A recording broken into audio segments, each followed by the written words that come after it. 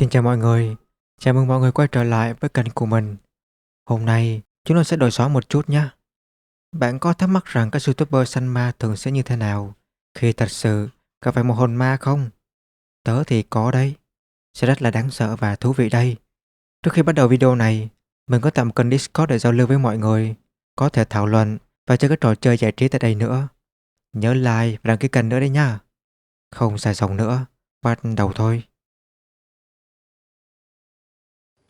Vào tháng 10 năm 2024, YouTuber Colin, chủ của kênh Bug Explorer, chuyên về khám phá đô thị, đã đăng tải một cái video ghi lại hành trình khám phá ngôi nhà ma ám bị bỏ hoang. Ngôi nhà này nằm dưới một cái nghĩa trang và từng thuộc về gia đình của Lauren, bạn học cũ của Colin. Trong thời gian sinh sống tại đây, gia đình của Lauren thường xuyên nghe thấy những tiếng động lạ, và bản thân của Lauren nữa cũng từng nhìn thấy bóng người bí ẩn ở cuối giường. Sau những cái hiện tượng kỳ lạ này, ngôi nhà bị bỏ hoang và được đồn đại là có ma ám.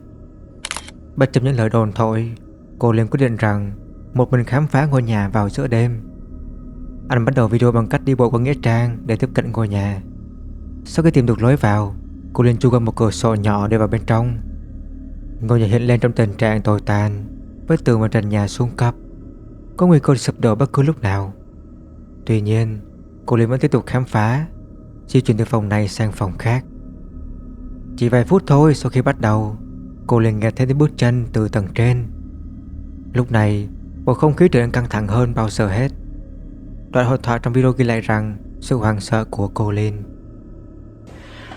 We've got the main door just there. And there's always a creepy chair. In a room you go in, there's always a creepy chair. Horrible. Ooh, floor moving. The ceilings are really high, and this is obviously an old Victorian house, so... Oh, look at the door over there, that's cool. That's really cool. It's like a...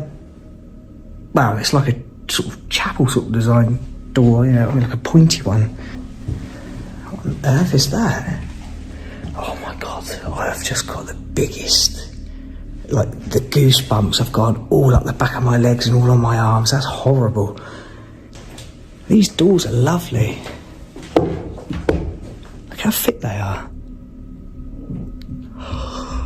Oh god, what the fuck is that?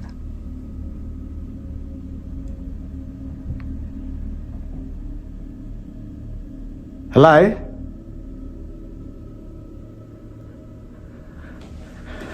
Okay, that was horrible. That actually sounded like there was somebody walking around upstairs. Okay, this is terrifying now.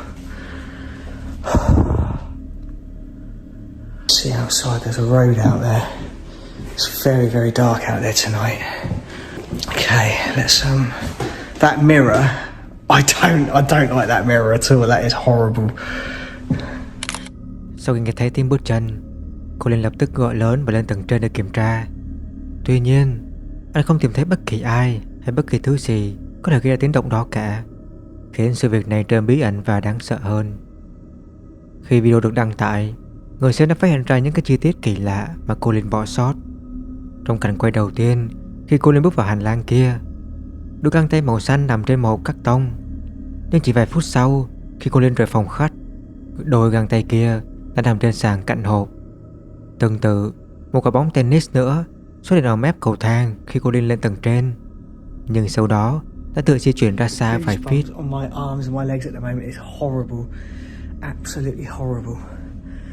Colin hoàn toàn không nhận ra những sự thay đổi này. Anh tiếp tục tìm kiếm nguồn gốc của tiếng bước chân và tình cờ phát hiện ra một điều gì đó đáng lo ngại.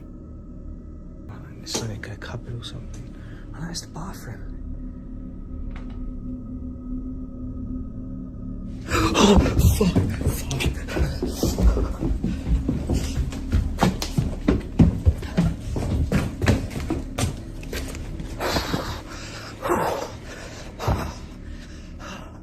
Khi Colin mở cửa phòng tắm, một ai đó hoặc một thứ gì đó bí ẩn sau rèm tắm đã mạnh tay đẩy rèm ra.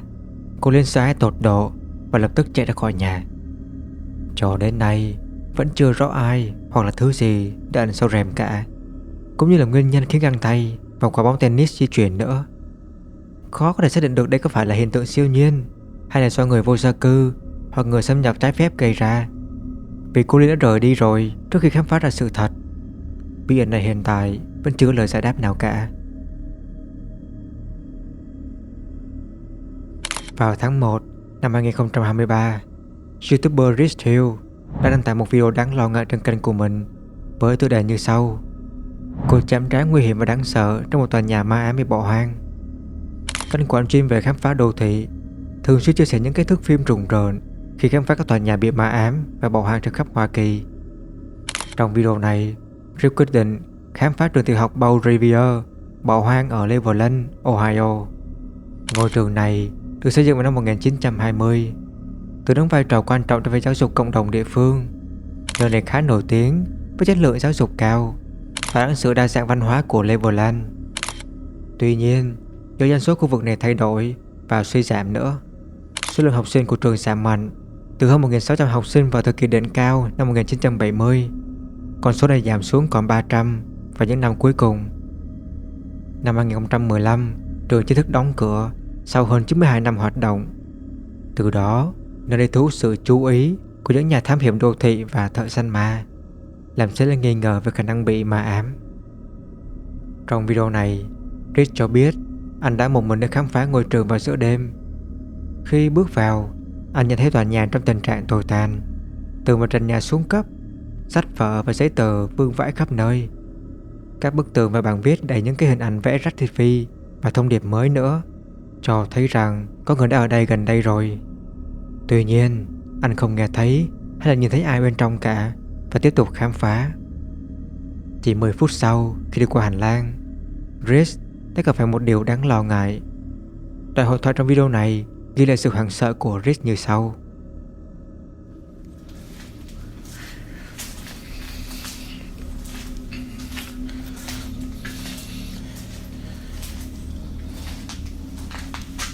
What is that? Oh shit.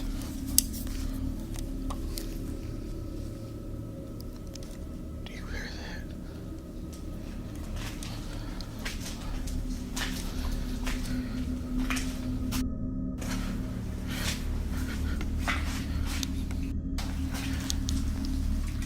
Oh shit.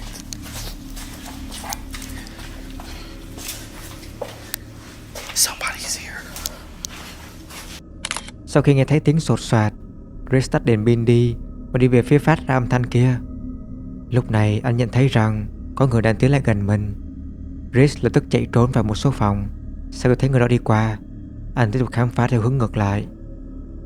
Vài phút sau, khi bước vào một căn phòng, Rich đã có một cái phát hiện gây sốc. Đoạn hội thoại trong video này ghi lại sự lo lắng của Rich như sau.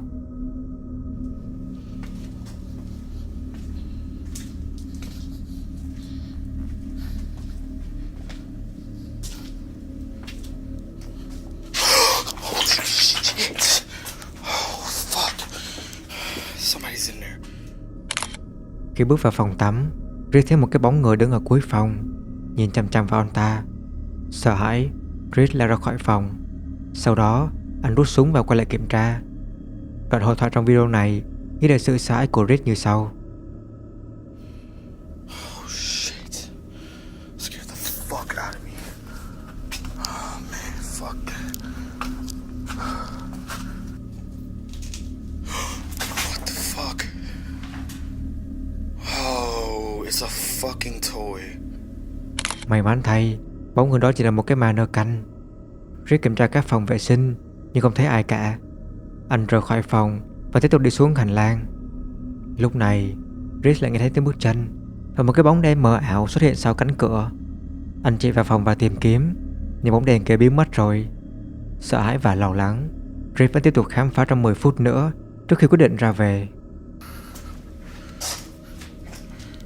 He's gotta be in there.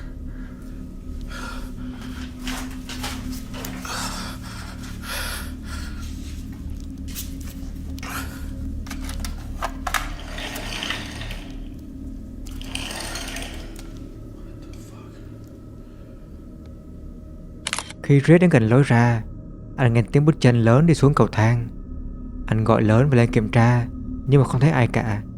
Sau khi kiểm tra thất bại, Rick lập tức chạy khỏi tòa nhà. I remember the last time it exploded. Oh shit. Hello?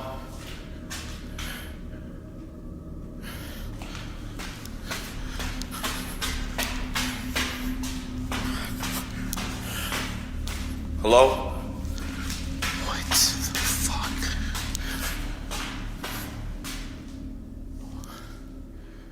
Okay, I know I heard somebody coming down these stairs. I'm out. Vẫn chưa rõ là ai đã chạy xuống cầu thang cả, hay liệu đó có phải là người cầm đèn pin trước đó hay không. Bí ẩn về mannequin kia và bóng đèn mờ ảo nữa cũng chưa được giải đáp.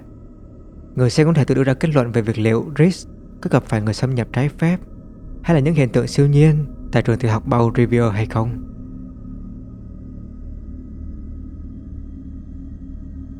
Vào tháng 9 năm 2019, YouTuber Layton đã đăng tải một cái video lên kênh của mình với tiêu đề là khám phá một khách sạn ma ám. Kênh của anh ta chuyên về khám phá đô thị, thường xuyên chia sẻ những cái thước phim về cuộc chạm trán kỳ lạ tại những cái địa điểm bị ma ám và bỏ hoang trên khắp Hoa Kỳ. Trong video này, Layton quyết định rằng điều tra khách sạn Riverview bị ma ám tại đường Marie Jojo. Khách sạn Riverview có lịch sử khá lâu đời, được xây dựng từ năm 1916 bởi Sally Randall và hai chị gái của bà nữa.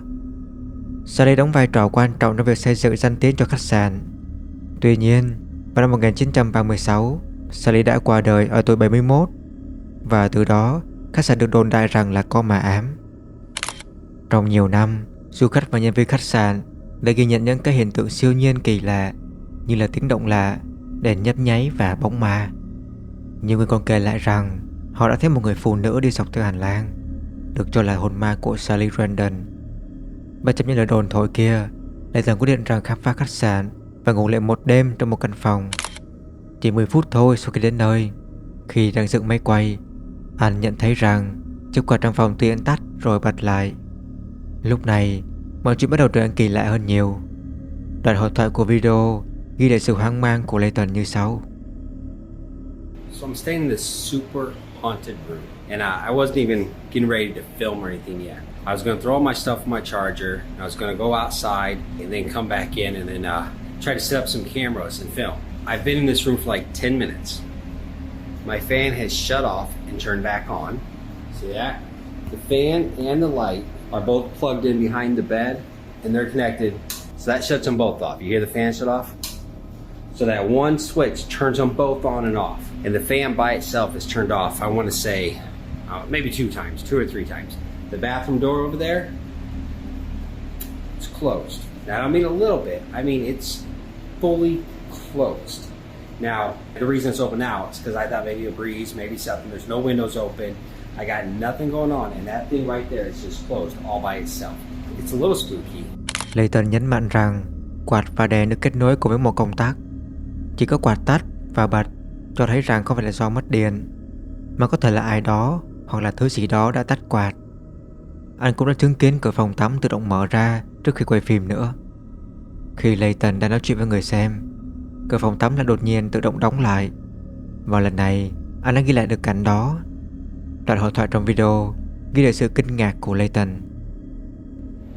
Battery's about to go low. And then do whatever I can to get it. It's closing right now, guys. Just moved a little bit. I'm telling you, just... There's no one in here with me. Completely alone.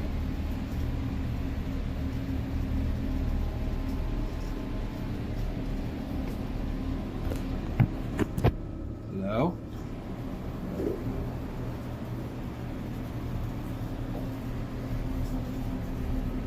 There's no one here, guys. Watch. Watch. It's a watch.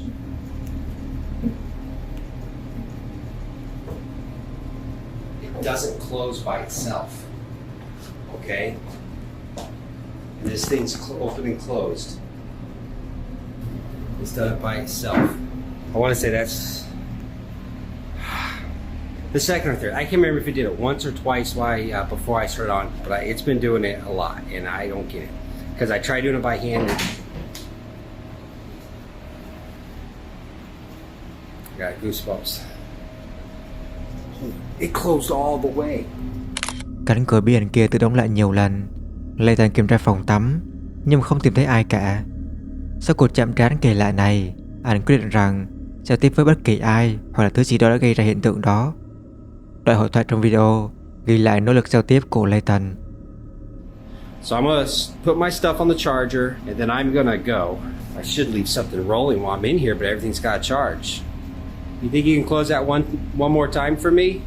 You think one more time you could close the door, and then I'll leave you alone. Then I'll leave, and I'll leave this room for a little while. I won't come back if you close that door one more time. Go.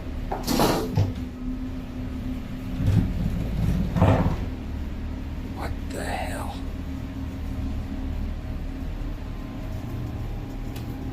Oh, it didn't close all the way this time.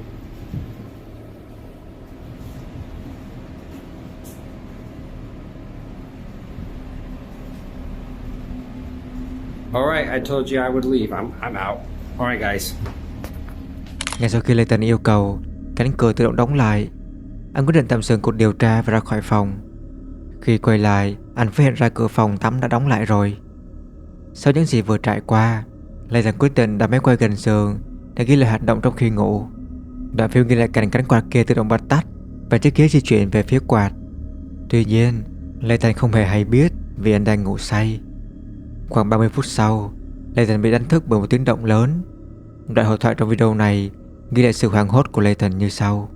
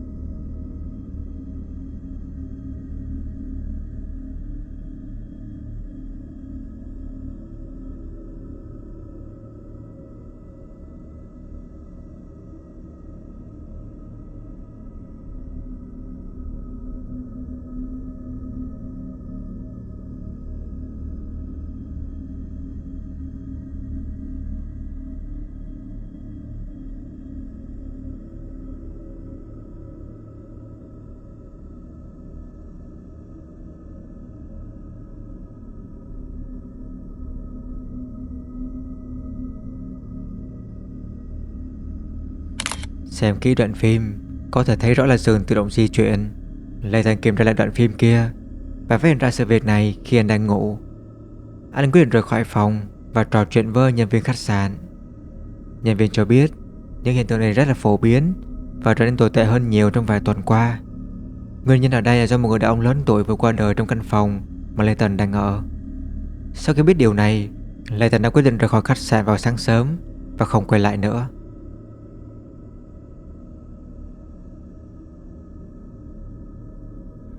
Matt, một trong hai YouTuber người Anh, chia sẻ cảm xúc của mình khi khám phá ngôi nhà cổ bị bỏ hoang. Vào tháng 1 năm 2024, Matt và Andy, chủ kênh của Fender Beeper History Seeker, chuyên về khám phá đô thị, đã đăng tải một cái video ghi lại chuyến thám hiểm rùng rợn tại một ngôi nhà cổ xây dựng từ năm 1698. Ngôi nhà này nổi tiếng là bị ma ám, với nhiều báo cáo về việc nhìn thấy ma, đối với album ảnh cũ, thư từ và sách cổ. Đặc biệt, họ phát ra một chiếc túi chứa đầy những mảnh vỡ của công trình cổ đại, một số có niên đại từ thế kỷ 16 luôn. Khi rời khỏi một căn phòng, Matt bất ngờ nhìn thấy một bức ảnh kỳ lạ nằm trên nền khung cửa. Đoạn hội thoại trong video này ghi lại sự kinh hãi của họ. That is like a banister, top of a banister, with a weird looking person, like almost like a knight. I can't quite work out what. Is that stood on top of here?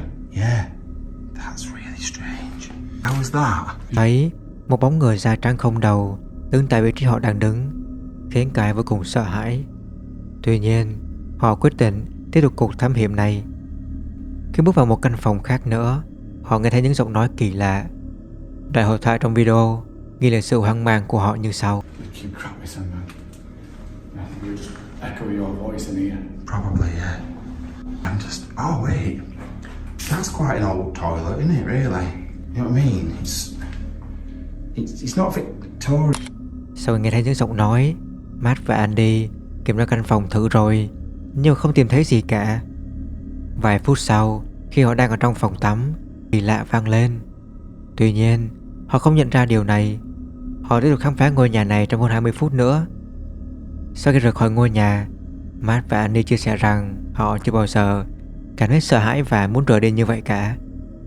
Họ không thể xác định được liệu những gì họ vừa trải qua. Vào tháng 11 năm 2017, YouTuber John đã đăng tải một cái video đáng sợ trên kênh của mình với tiêu đề "Điều đáng sợ nhất tôi từng quay được bằng camera". Kênh của John thì chuyên về khám phá đô thị, thường xuyên chia sẻ những thước phim về cuộc thám hiểm tại những cái địa điểm bị bỏ hoang trên khắp Bắc Mỹ. Trong video lần này, John quyết định khám phá một trang trại bỏ hoang rộng 100 mẫu Anh ở đâu đó tại Hoa Kỳ.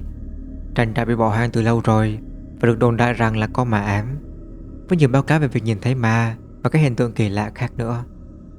Bất chấp những lời đồn thổi, John quyết định khám phá trang trại này vào lúc 3 giờ sáng. Anh bắt đầu cuộc thám hiểm bằng cách đi sâu vào trong khu rừng để tìm vị trí trang trại. Khi đến gần địa điểm, John nhận thấy rằng khu vực này bị cây cối rậm rạp bao phủ nhiều và nhiều công trình khác nữa bị hư hại nghiêm trọng. Một số có nguy cơ bị sụp đổ. Điều này cho thấy rằng là trang trại này đã bị bỏ hoang từ rất lâu rồi. John tiếp tục khám phá, di chuyển từ khu vực này sang khu vực khác và nhận thấy rằng máy móc, thiết bị bỏ lại rất là nhiều. Khi kiểm tra một nhà kho, anh bắt gặp một thứ mà khiến anh vô cùng kinh hãi. Đoạn hội thoại trong video này ghi lại sự hoảng sợ của John như sau. I'm not gonna lie, that really freaked me out when I first saw it. Which is weird because it's like somebody's jacket just hanging there. This old barn garage. Oh wow. That actually still got, oh wow. It's unopened motor oil. That's really cool. There's a bunch of cans up here. This is probably not the safest structure to be inside of right now. It is all collapsed everywhere around me except there's one little spot I'm in. Here's what I want to show you guys. Okay guys, what is here in front of me? The 1953 5-window Chevrolet 3100. This is my dream truck. This is the truck I want. Khi bước vào nhà để xe, John nhận thấy những cái lon dầu động cơ còn niêm phong và một chiếc xe tải cũ đầu 1950, cho thấy rằng chủ sở hữu kia đã đột ngột rời bỏ trang trại. Chi tiết này đặc biệt đáng lo ngại vì trang trại này được đồn đại là có ma ám. Khi John đến một khu vực khác của trang trại, máy quay của anh ta ghi lại được một cái hình ảnh kỳ lạ. Đoạn hội thoại trong video ghi lại sự kinh ngạc của John. There's the old barn in the woods. This is actually a thriving farm at one point. Still a pretty solid looking old barn except for that corner.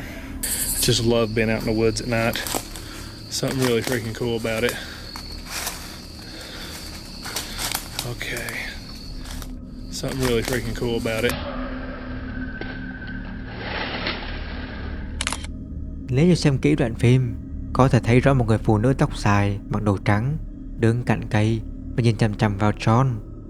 Tuy nhiên, John không nhận ra sự hiện diện của cô ấy và tiếp tục khám phá trang trại thêm 10 phút nữa. May mắn thay, anh không gặp lại người phụ nữ kia lần nào nữa. Mãi đến khi về nhà và xem lại đoạn phim, John mới nhận ra người phụ nữ kia đang nhìn mình. Danh tính của người phụ nữ vẫn là một bí ẩn, cùng với việc liệu trải nghiệm của John có phải là hiện tượng siêu nhiên hay không, vì John chưa bao giờ cung cấp thêm thông tin nào về người phụ nữ kia cả. Bí ẩn này vẫn chưa được giải đáp.